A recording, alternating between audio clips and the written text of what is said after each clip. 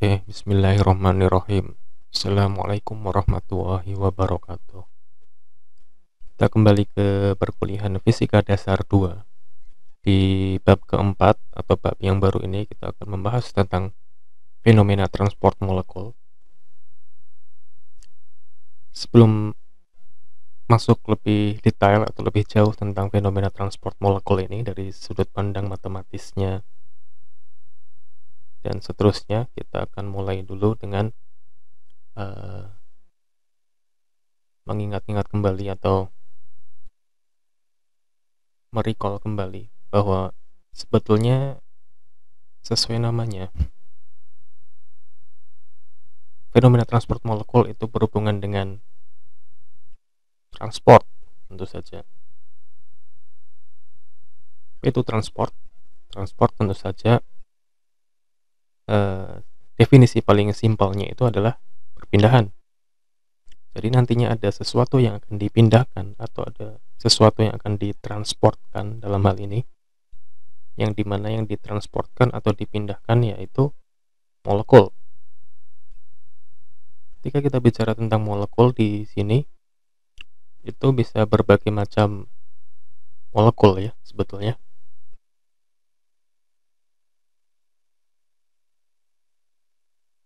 Oke. Nah, di kehidupan sehari-hari, fenomena transport molekul itu sebetulnya kita hampir setiap hari pasti mengalami itu. Mungkin saja kita belum menyadari bahwa itu sebenarnya berkenaan dengan perpindahan atau transport molekul. Yang paling simpel tentu saja, ya ini di sini saya menggunakan gambar bocah ya.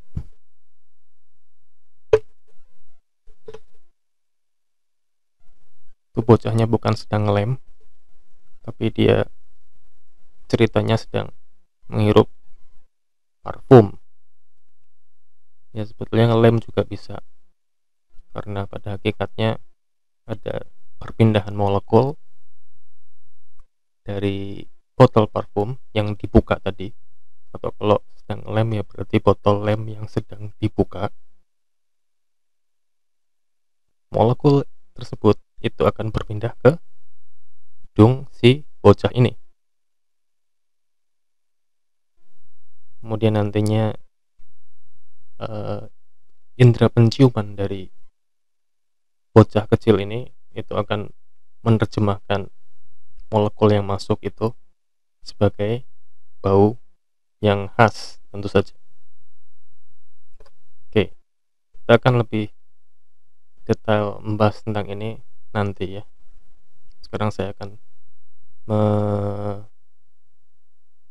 merecall sedikit tentang kehidupan sehari-hari dalam sudut pandang transport fenomena atau fenomena transport molekul.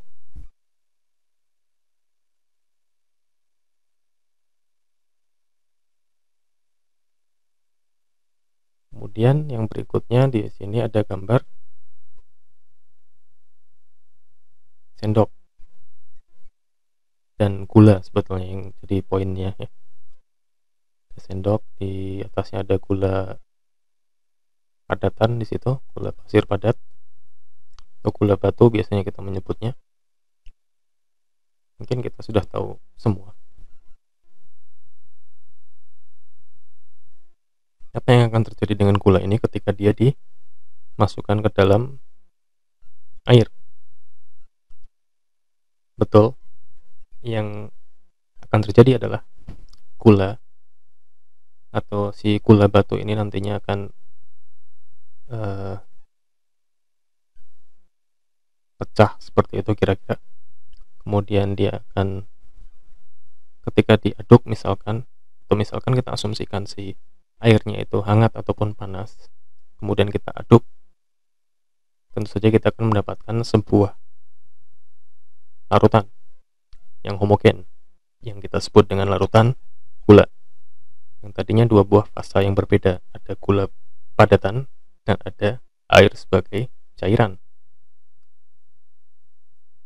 dan mereka bisa membentuk sebuah larutan yang homogen itu juga dibantu oleh adanya fenomena transport.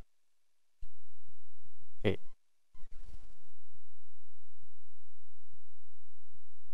Berikutnya,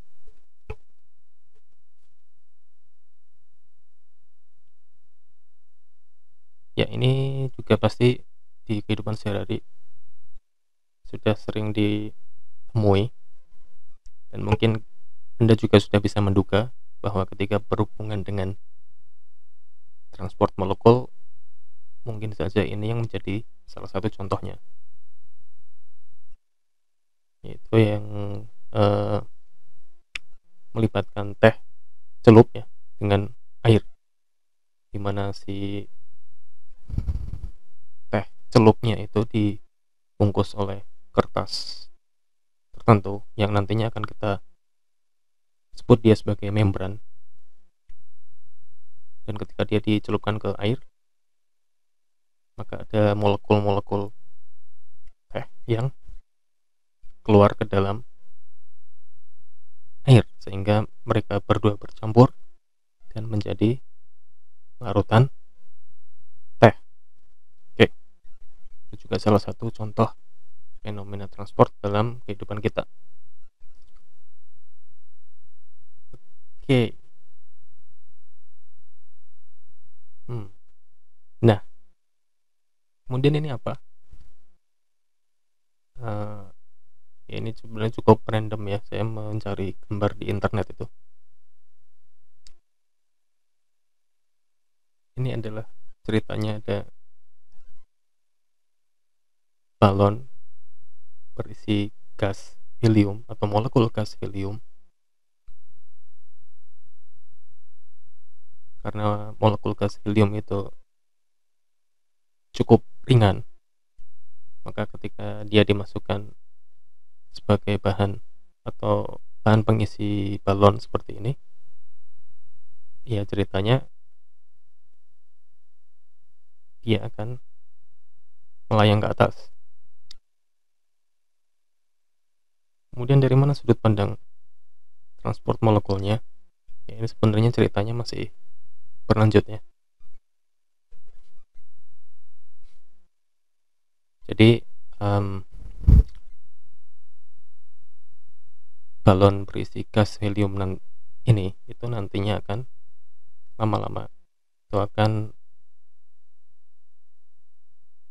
menciut, atau ceritanya nanti sih kalau misalkan gambar ini dilanjutkan ya berarti nanti anjingnya lama-lama akan turun sendiri gitu, kalau misalkan tidak diturunkan dengan sengaja begitu ya.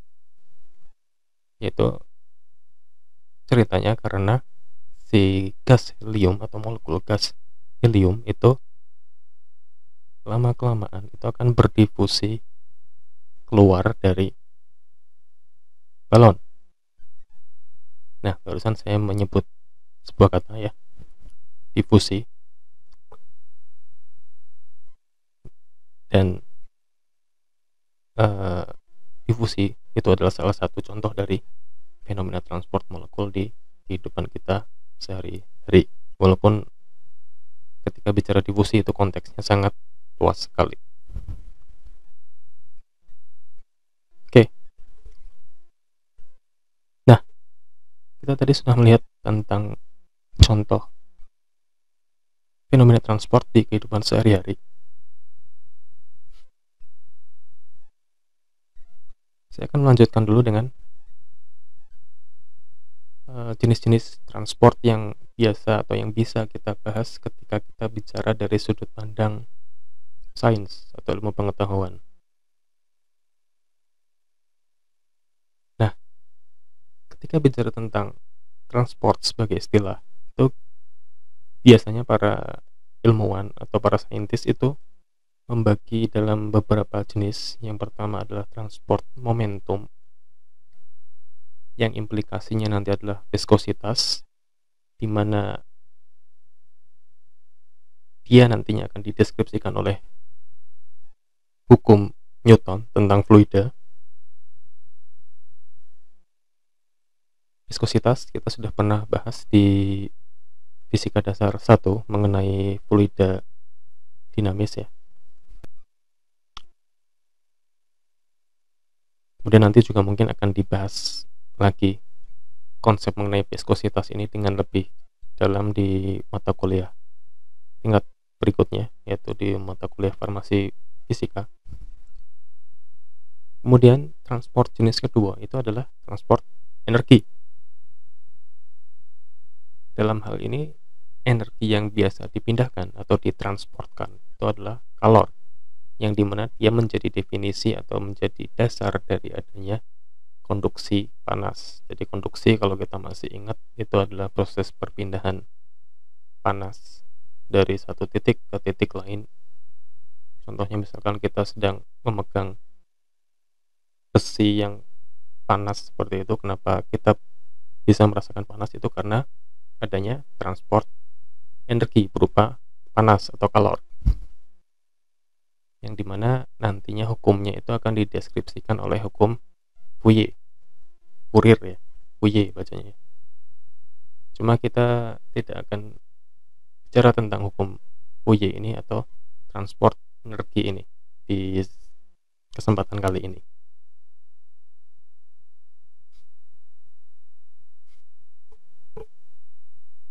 Nah, jenis ketiga dari transport itu adalah transport molekul, atau maksudnya adalah transport massa. Jadi yang dipindahkan itu adalah molekul.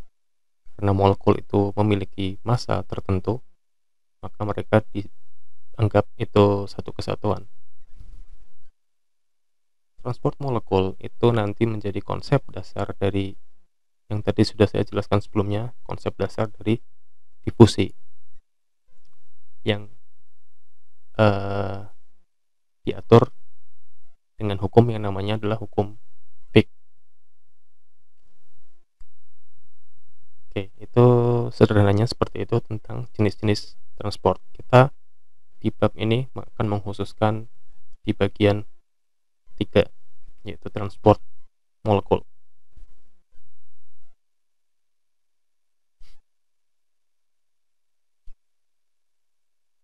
Nah, bicara tentang transport molekul, secara umum kita punya definisi tentang difusi, dan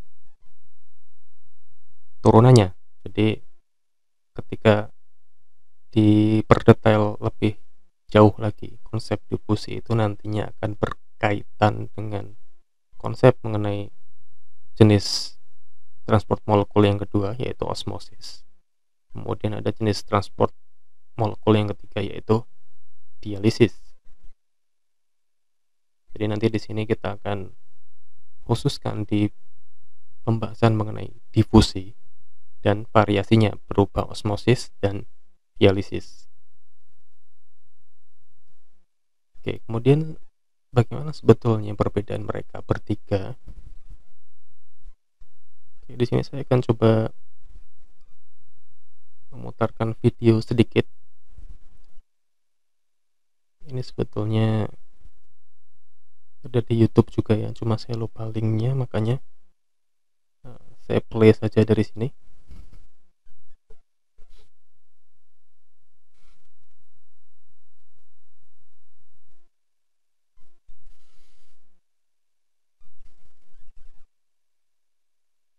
Oke, saya mulai dulu dari yang pertama ya, dari video penjelasan yang cukup simpel ini sebetulnya. Difusi itu kalau dideskripsikan secara sederhana itu adalah pergerakan dari molekul soliud. Soliud di sini itu adalah zat terlarut. Jadi kalau misalkan kita punya larutan, berarti solid itu atau molekul soliud itu adalah molekul zat terlarutnya. Kemudian kalau larutnya itu disebut dengan solvent biasanya.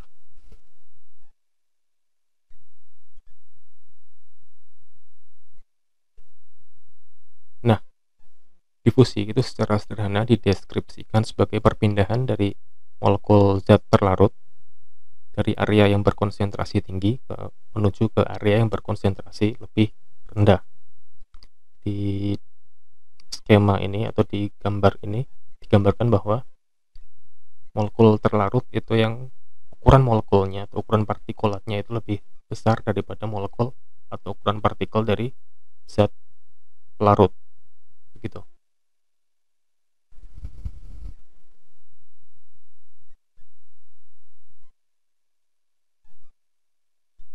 Nah, kita lihat barusan di situ.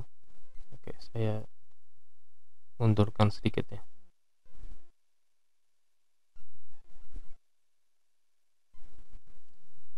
Nah, di situ terlihat bahwa tadinya bagian yang lebih kanan,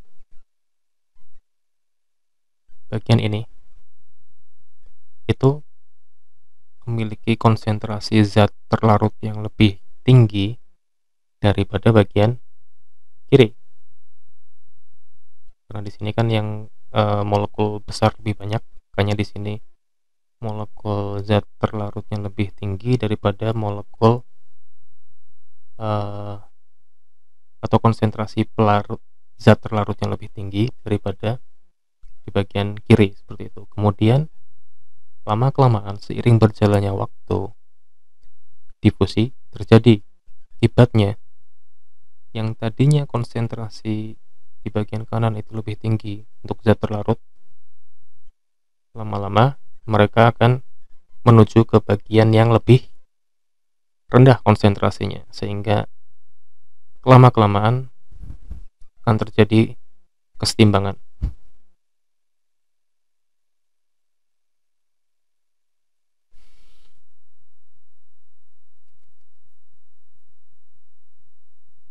Oh, sorry.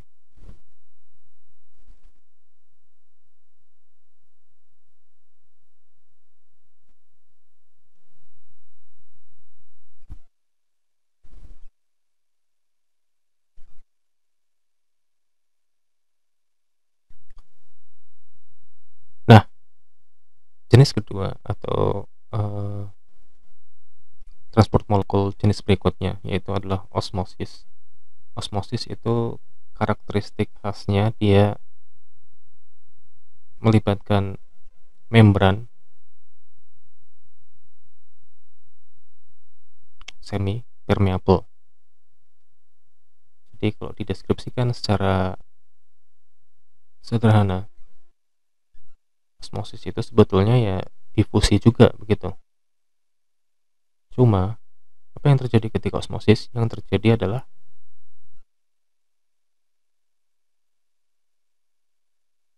si zat pelarutnya di sini yang berdifusi itu adalah zat pelarut, itu akan melewati membran, dan si pergerakan dari zat pelarutnya itu atau si solvennya itu berlangsung dari atau terjadi dari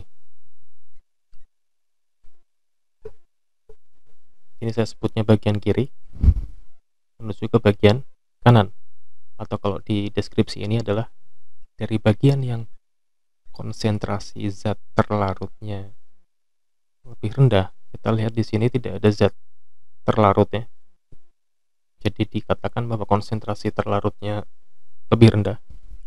Itu nantinya si solvennya atau si zat pelarutnya akan berpindah ke kanan atau menuju ke zat yang atau berpindah ke bagian yang konsentrasi zat terlarutnya itu lebih tinggi, seperti itu.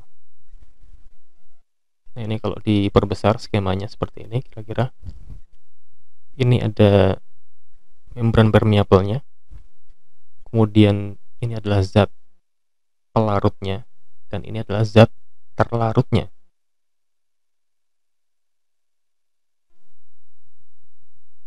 Zat terlarut itu tidak bisa menembus membran permeable karena atau membran semi permeable karena di sini sesuai namanya membran semi permeable itu berarti bisa dilewati oleh sebagian tapi tidak oleh yang lain.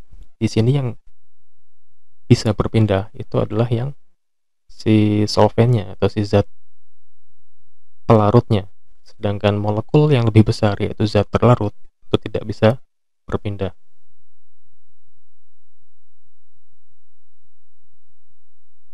Oke, ketika perpindahan itu terjadi, ujung-ujungnya adalah si zat terlarut berpindah dari kiri ke kanan, sehingga konsentrasi di bagian kanan itu akan meningkat,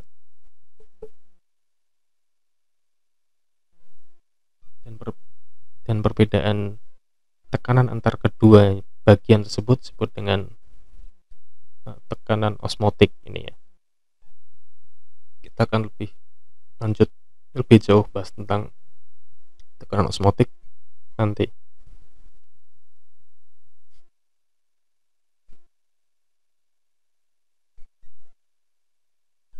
Oke, kemudian jenis ketiga itu adalah dialisis.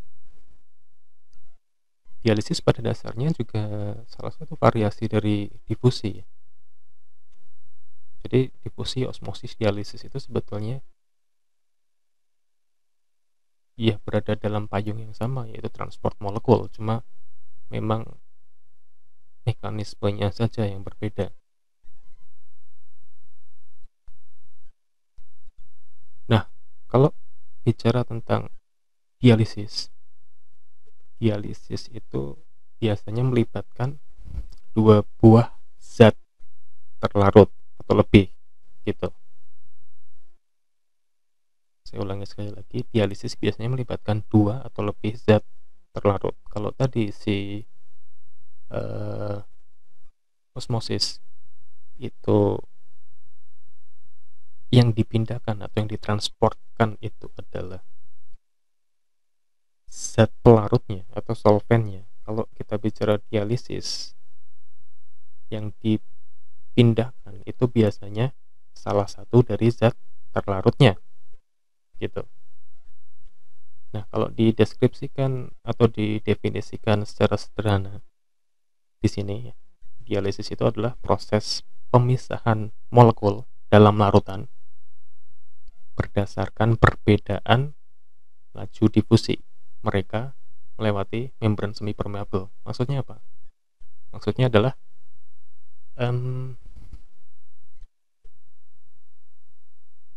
zat terlarut satu, yaitu yang lebih kecil. Di sini saya punya dua zat terlarut, satu yang kecil dan satu yang besar. Itu karena masanya berbeda. Yang zat terlarut satu atau solid satu ini lebih kecil, sehingga masanya juga pasti lebih kecil, sehingga ujung-ujungnya nanti lajunya pun atau laju difusinya pun akan berbeda dibandingkan dengan yang zat terlarut yang lebih besar. Makanya, oke, kita lihat sebentar visualisasinya. Nah, makanya di sini nanti yang berpindah melewati membran semi permeable itu hanya si zat terlarut satu saja, sedangkan zat terlarut dua itu akan tertahan di bagian yang awal, bagian yang pertama, dan tentu saja sebagian dari zat terlarut satu yang tadi juga tetap masih ada di sini karena tidak semuanya berpindah ke kiri ya.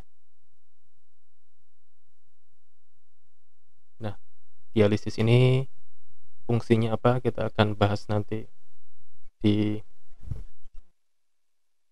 pembahasan yang lebih detail ya. Ini sekilas atau overview saja dari perbedaan antara tiga hal yang akan kita bahas, yaitu difusi, osmosis, dan dialisis.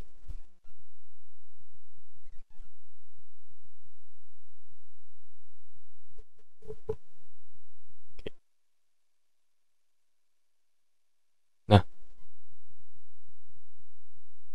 oke, sekarang kita lebih detail membahas tentang masing-masing jenis transport molekul yang barusan kita overview ya. Yang pertama ada difusi, seperti tadi yang sudah saya terangkan di awal sekilas. Difusi itu melibatkan perbedaan konsentrasi.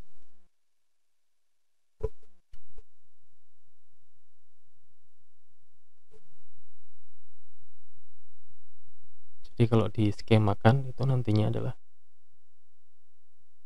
seperti ini. Kalau diskemakan,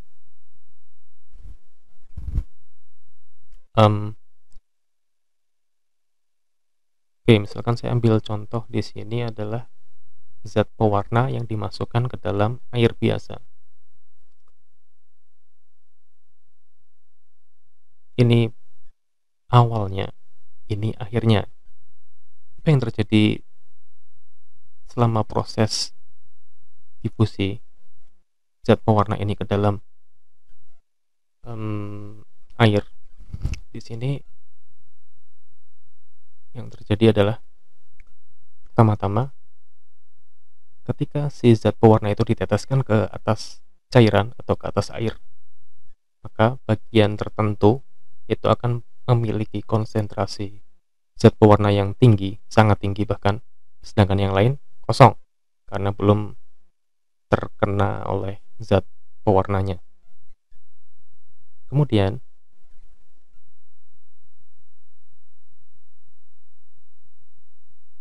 tanpa kita harus melakukan sesuatu sebetulnya ya, walaupun kita juga bisa mempercepat proses, tapi sebetulnya tanpa kita harus melakukan sesuatu, kita cuma mendiamkan saja. Lama kelamaan si zat pewarna ini itu akan menyebar sehingga nantinya akan menjadi larutan yang homogen atau satu kesatuan. Nah, penyebaran zat pewarna ini terjadi karena adanya perbedaan konsentrasi, sebetulnya sesimpel itu. Jadi misalkan saya ambil contoh di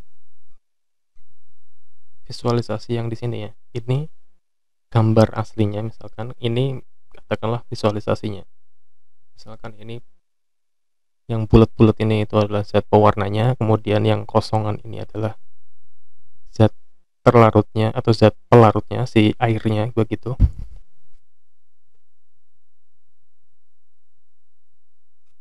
Yang terjadi adalah ada konsentrasi tinggi dari zat warna awalnya, kemudian dari konsentrasi tinggi seperti tadi di definisi yang sudah saya jelaskan di awal, dari konsentrasi yang lebih tinggi menuju ke konsentrasi yang lebih rendah. Dalam kasus ini, konsentrasi yang lebih tinggi itu digambarkan oleh kumpulan yang banyak, kemudian lama-kelamaan molekul-molekul itu akan mencari tempatnya sendiri-sendiri. Mana yang konsentrasinya kira-kira masih rendah, mana yang konsentrasinya belum mencukupi begitu.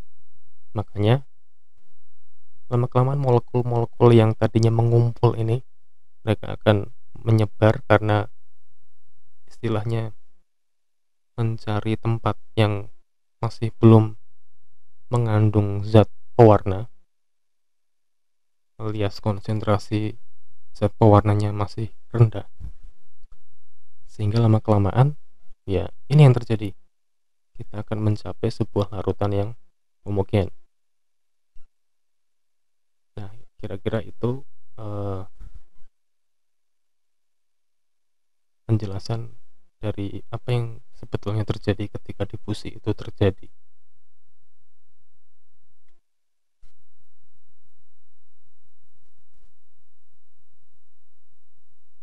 Ini kebetulan dua-duanya itu fase liquid ya, maksudnya dua-duanya di sini adalah si airnya dan si zat warnanya dua-duanya fase liquid, makanya kelihatan dan kita bisa bayangkan bahwa prosesnya akan terjadi dengan lebih cepat.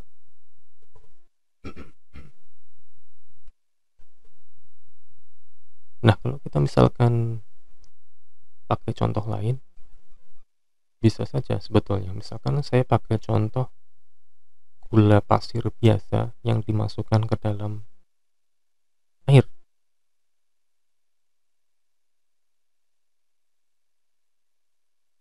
Kita pada hakikatnya kalau misalkan mereka didiamkan begitu saja, istilahnya gula pasir saya masukkan ke dalam air kemudian saya diamkan, tidak usah diaduk, nggak usah diapa-apain, itu juga pada hakikatnya mereka akan membentuk larutan. Istilahnya si gula pasir itu akan berdifusi berdifusi ke pelarutnya, yaitu air. Tapi prosesnya itu lama sekali. Makanya kita biasanya menambahkan energi dari luar. Berupa apa energinya? Bisa berupa mechanical atau kinetik, berupa pengadukan. Bisa juga berupa panas. Kalau kita punya air panas, saya masukin gula pasir, terus saya aduk, pasti proses difusinya akan terjadi dengan sangat cepat. Tapi pada hakikatnya tidak usah kita beri energi dari luar pun, gula itu nantinya tetap akan berdifusi ke dalam air sehingga mereka akan mencapai satu larutan yang homogen. Tapi prosesnya amat sangat lama sekali, dan itu bukan hal normal yang dilakukan oleh manusia, ya. Menunggu hal itu terjadi begitu.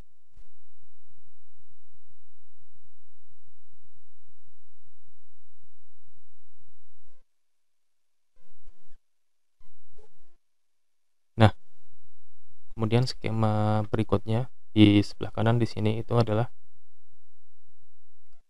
sini saya gambarkan, atau sini saya mengambil dari sebuah sumber buku, ya. Di sini ada bagian donor, maksudnya adalah bagian yang memberikan zat tertentu. Kemudian di sini ada bagian yang reseptor, atau bagian yang menerima zat tertentu tersebut.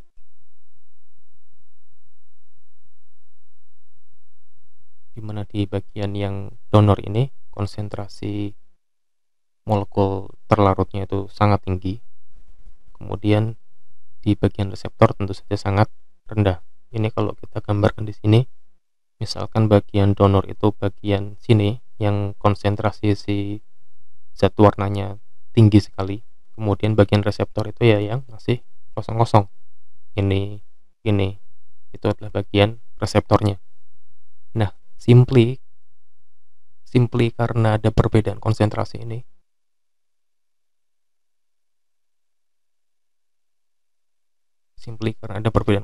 ini, difusi bisa terjadi.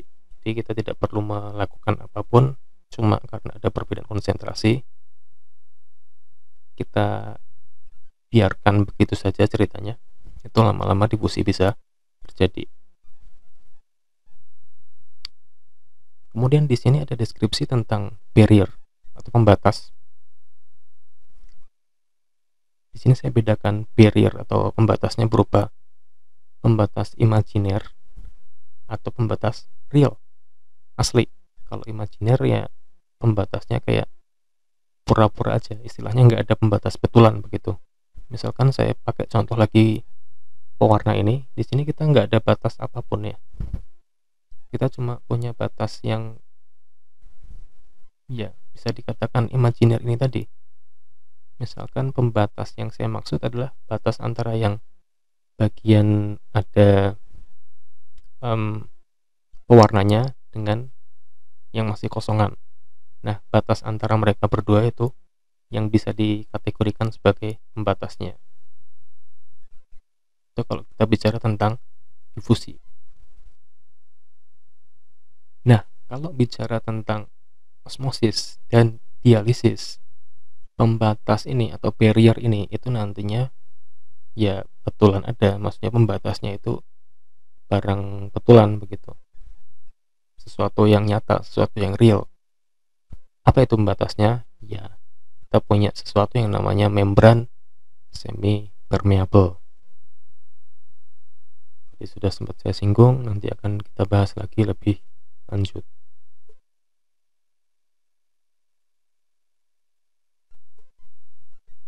Oke. Nah, apa itu sebetulnya membran semi permeable?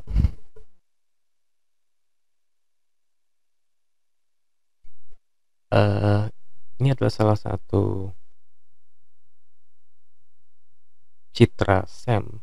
Mungkin kalau yang belum familiar, SEM di sini itu sebetulnya mikroskop, cuma dia mikroskop elektron begitu. Jadi kemampuan melihatnya atau kemampuan perbesarnya itu sangat amat lebih besar daripada mikroskop optik yang ada di lab-lab standar. Nah, ini adalah contoh membran semi-permeable ketika kita foto atau kita lihat dari bawah mikroskop elektron. Di sini dengan perbesaran 1000 kali dan 2500 kali ya. Nah, di sini terlihat bahwa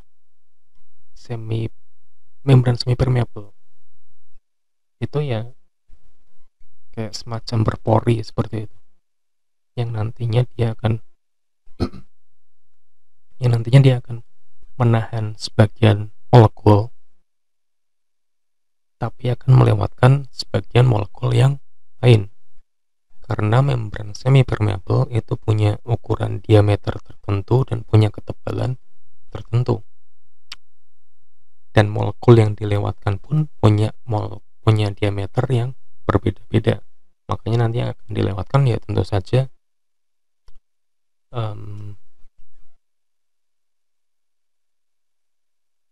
yang ukuran partikelnya lebih kecil daripada ukuran diameter dari si membran semi permeable tersebut.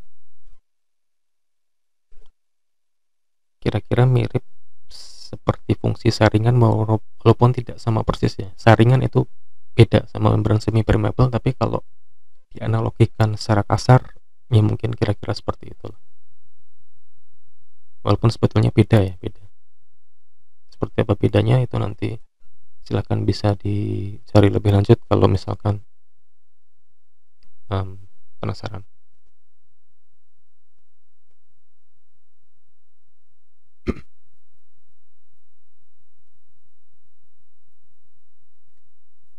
Oke, berikutnya saya kembali ke deskripsi umum ya di sini tentang difusi, atau di sini adalah resume dari yang barusan sudah saya jelaskan. Jadi difusi itu kalau dideskripsikan atau didefinisikan, dia adalah pergerakan dari sesuatu di sini ya macam-macam, bisa atom, bisa molekul, partikel, ion, seterusnya. Jadi apapun kita sedang bahas apa, kemudian apa itu sesuatu itu sedang berdifusi, ya itulah berarti yang sedang menjadi tinjauan kita. Kemudian pada hakikatnya difusi itu akan berlangsung dari konsentrasi tinggi ke konsentrasi yang lebih rendah. Kemudian difusi ini yang tadi sudah saya sampaikan di awal. Difusi itu prosesnya terjadi secara spontan. Jadi kita tidak perlu menambahkan usaha atau kerja apapun, kita tinggal diemin aja begitu.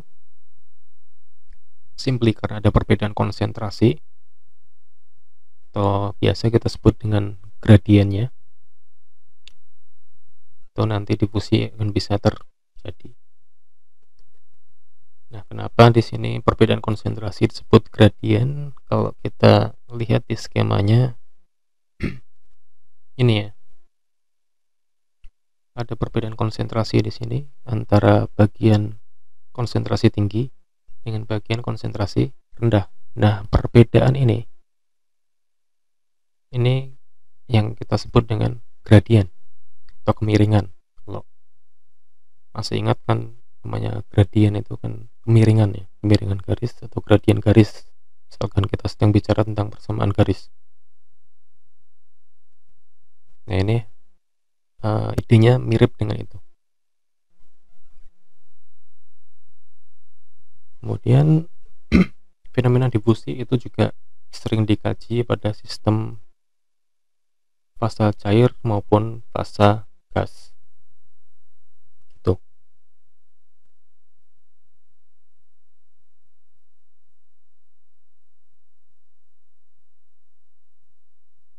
Oke. Nah, ini baru kita masuk ke bagian yang agak seriusnya ya, karena ada rumusnya. Kalau bagian-bagian sebelumnya itu cuma tulisan doang, visualisasi aja, karena itu ceritanya masih belum begitu serius ya.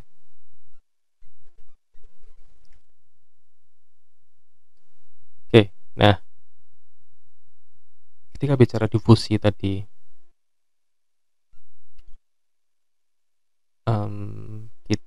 tadi sudah sempat saya jelaskan juga di depan ya, yang paling awal sekali, bahwa ketika bicara tentang transport molekul atau massa, atau dalam hal ini adalah konsep difusi, maka hukum yang mendeskripsikannya itu namanya adalah hukum Fick. Hukum Fick ya. Di hukum Fick itu yang terkenal ada dua sebetulnya, hukum 1 dan 2. Cuma di sini saya lebih titik beratkan ke hukum 1, sedangkan hukum 2 nanti kita lihat perkembangan perkuliahannya apakah sempat untuk dibahas mendalam atau enggak, tapi sementara kita fokuskan dulu ke hukum 1. Nah, hukum 1 Fick itu kalau diturunkan cukup panjang dan mungkin cukup mengintimidasi juga. Makanya di sini saya tidak menitik beratkan ke penurunan rumusnya, tapi di sini kita langsung ke aplikasi persamaan atau rumusnya. Oke, ini adalah hukum paling dasar, hukum Fick pertama paling dasar. Itu bentuknya seperti ini atau seperti ini. Jadi yang kiri atau yang kanan itu pada hakikatnya sama, walaupun ketika digunakan di persoalan matematis itu agak beda sedikit ya.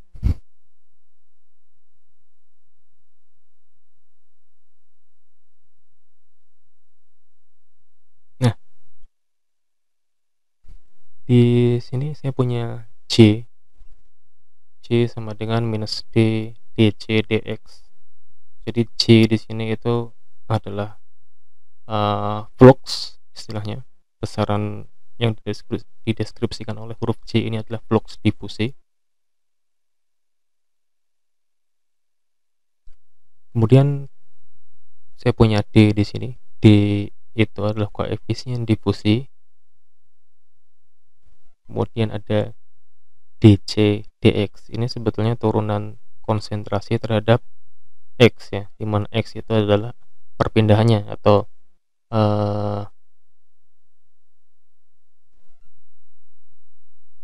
ya perpindahan dari si molekul yang sedang dibicarakan begitu kira-kira. Cuma kalau kita bicara dari sudut pandang yang lebih sederhana mungkin ya saya punya yang bagian kanan ini. Nah, di sini di bagian kanan tetap sama, saya punya J flux difusi, saya punya D koefisien difusi, dan ada tanda minus di depannya sama. Cuma kalau di sudut pandang yang lebih sederhana, di sini saya pakainya delta C per delta X, dimana delta C itu adalah perubahan atau perbedaan konsentrasi, kemudian delta X itu ya jarak tempuh difusi gitu.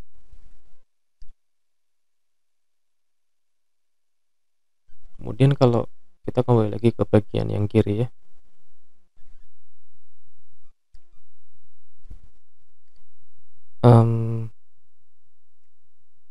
di suku ini, suku dc dx ini yang merupakan turunan tadi,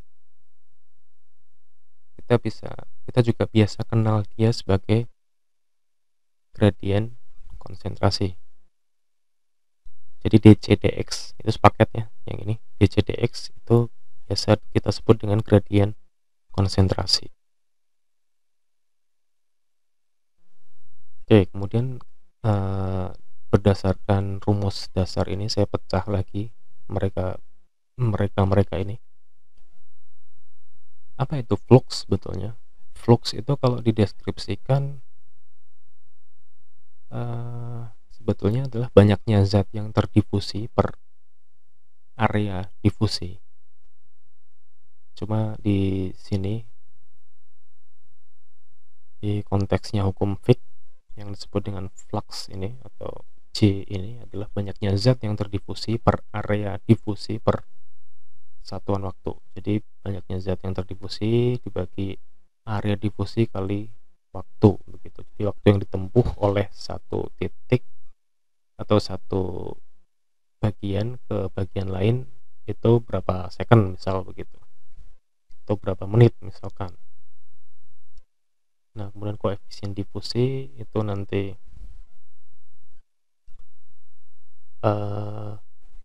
kita akan bahas berikutnya. Kemudian tadi dc dan delta C dan delta X itu adalah perbedaan konsentrasi dibagi jarak tempuh difusi. Walaupun kalau kita bicara dari konteks dc dx yang dimana ini adalah bentuk turunan, itu kita sebetulnya tidak bisa langsung mendeskripsikan ini ya. Di dc dx ini ya udah tetap dc dx saja, yang dimana dia itu adalah gradien konsentrasi. Tapi kalau kita punya delta C per delta X, ya kita bisa pakai istilah perbedaan konsentrasi per jarak tempuh difusi. Oke, kemudian di sini saya pakai catatan kecil ya. Banyaknya zat yang terdifusi itu satuannya bisa apapun. Kenapa bisa apapun? Karena ya yang dipindahkan itu kita mau dari sudut pandang apa gitu. Dari sudut pandang masakah, atau dari sudut pandang mol, atau dari sudut pandang molar, itu semuanya bisa. Makanya nanti di sini bagian banyaknya zat yang terdifusi itu satuannya ya macam-macam, bisa gram atau kilogram kalau misalkan kita sudut pandangnya massa, bisa mol kalau misalkan sudut pandangnya mol, bisa molar kalau sudut pandangnya zat yang terdifusi itu adalah molarnya begitu.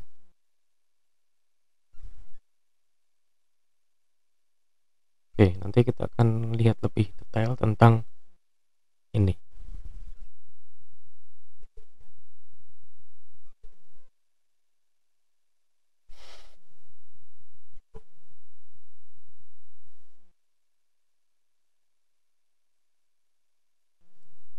Oke,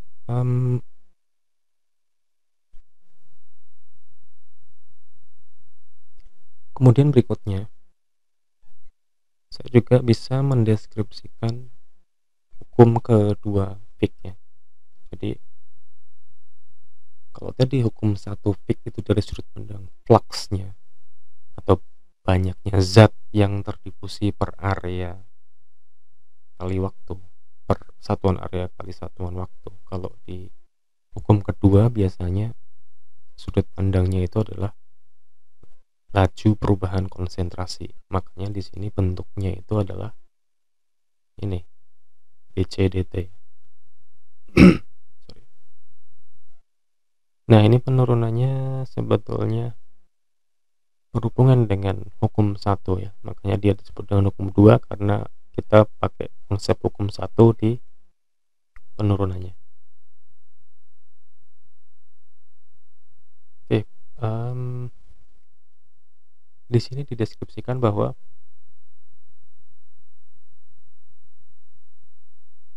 dc/dt atau laju perubahan konsentrasi per satuan waktu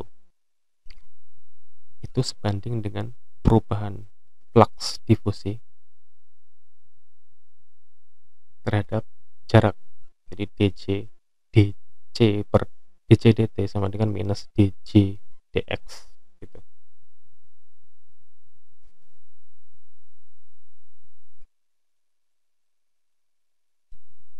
Kemudian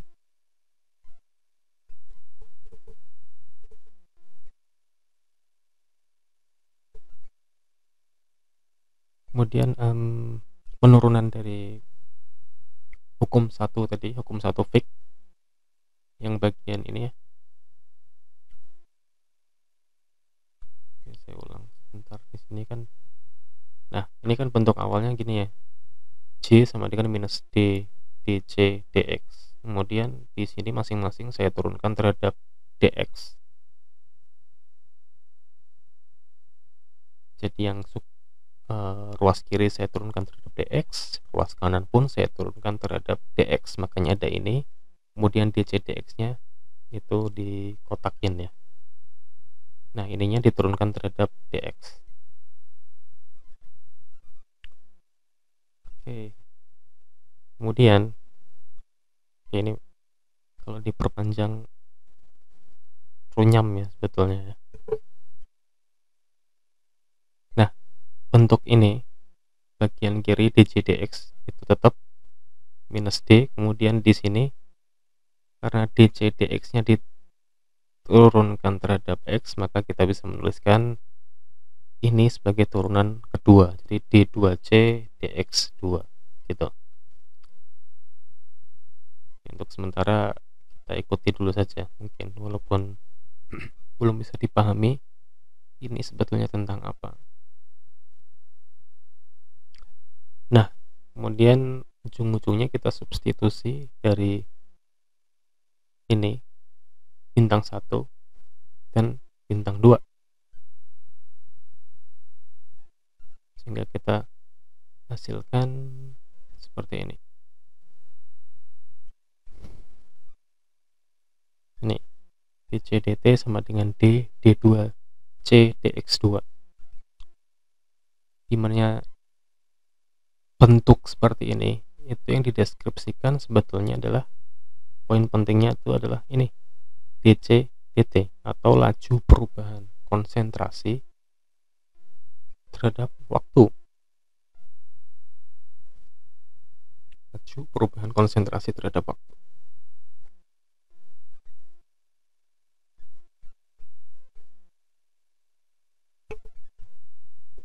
Kemudian karena difusi itu terjadi 3 dimensi, bukan cuma ke satu arah saja. Jadi misalkan kita pakai contohnya tadi pewarna ini, mana tadi? Nah ini kan tadi saya pakai contohnya yang pewarna ini.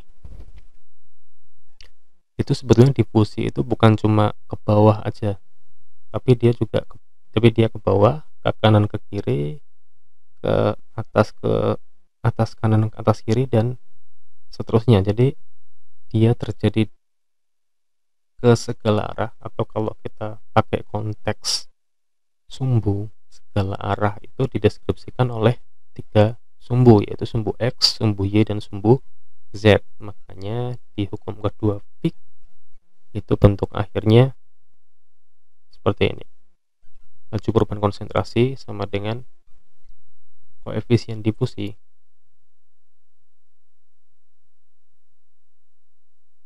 dikali dengan turunan kedua konsentrasi terhadap sumbu, begitu ya. Makanya ada D2C DX2 tambah D2C DY2 tambah D2C DZ2. Oke, mungkin kalau di bagian hukum kedua Fick ini saya tidak akan terlalu merisaukan sekarang ya, karena yang jadi fokus poin saya di sini itu saya lebih cenderung ke bagian hukum Fick yang pertama. Oke. Nah, ini adalah contoh kasusnya.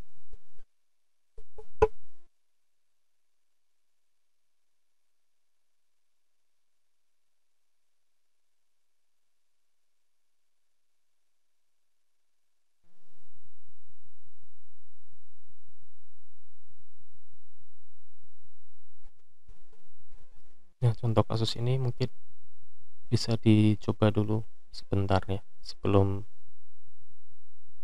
saya melanjutkan di bagian yang berikutnya.